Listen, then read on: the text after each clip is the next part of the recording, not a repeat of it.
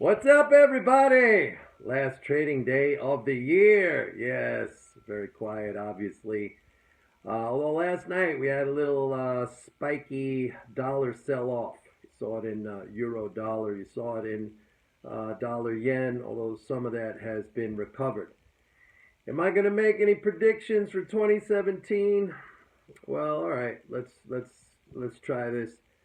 First of all, I'm sticking with my current prediction that, first of all, just an observation and one that I have been repeating is that fiscal flows have slowed down.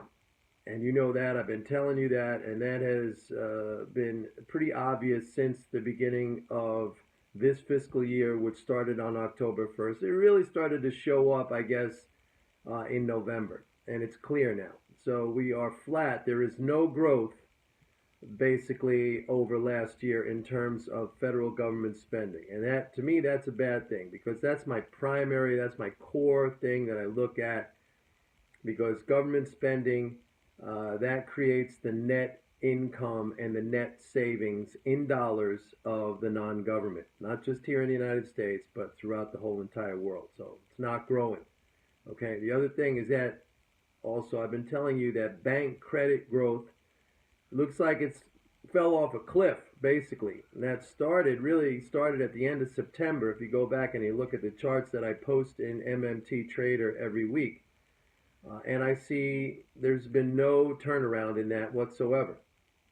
So those things are not good.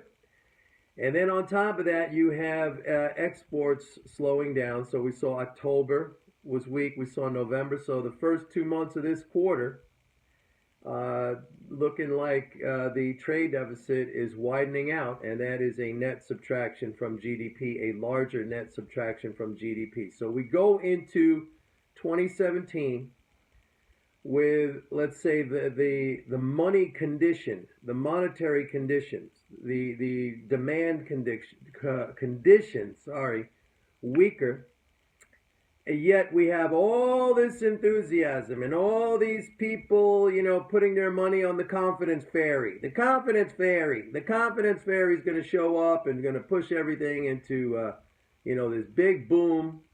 So let's break it down. I've been talking about this. Trump, who I had high hopes for this guy, but he padded his whole entire team right now with fiscal hawks.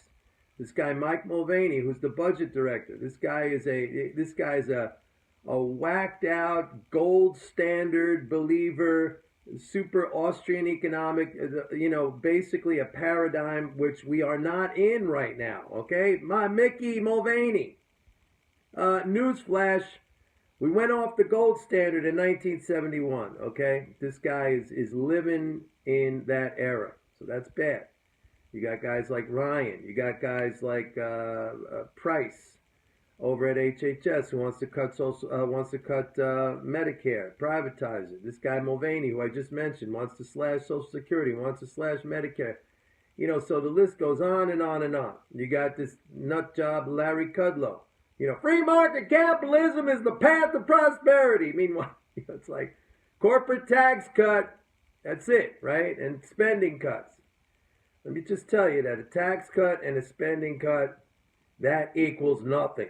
That's like +1 and -1 equals what? 0. So I think we could have a mild recession if things don't change here. The Fed is going to continue raising rates for the simple reason that rate hikes are price increases. And by the way, we might see a term from the past hauled out in 2017. Here's a prediction. Stagflation, right? Higher prices and not much economic growth. What else?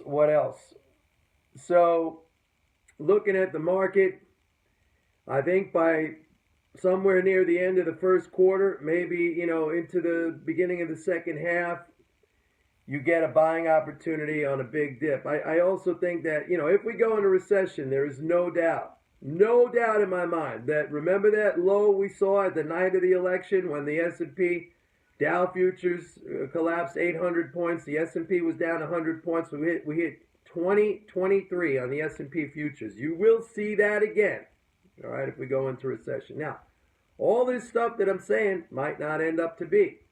I mean, Trump might pull it all together. He might, you know, really ramp up spending. He might do things in a way that so far he has not really spoken about. Don't forget, even his $1 trillion infrastructure plan, now that's all public-private partnerships. You know, he's going to try to entice the billionaire hedge fund operators and asset managers to build roads that they deem, that they want and charge high tolls for them to create a revenue stream. So, it's not government spending, all right?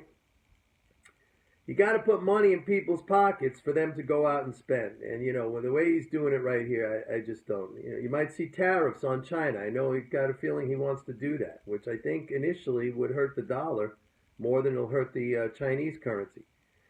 Inflation's going to be positive for gold. I've been saying that. Gold's been taking its time turning around, but gold will respond to inflation, and it will respond positively to a recession if the economy goes into a recession. There's no question about it. That's how it acts. What else? Oil. I say we stick around basically the 52 level. That means 47 on the downside, maybe 57 on the upside. The dollar. It's going to be the big story, just like my story this year in 2016 was. We're going to have bond prices finally sell off as the Fed hikes rates. That absolutely was true. The dollar's going down. It's going down in 2017. And Jim Ryder, they're printing money.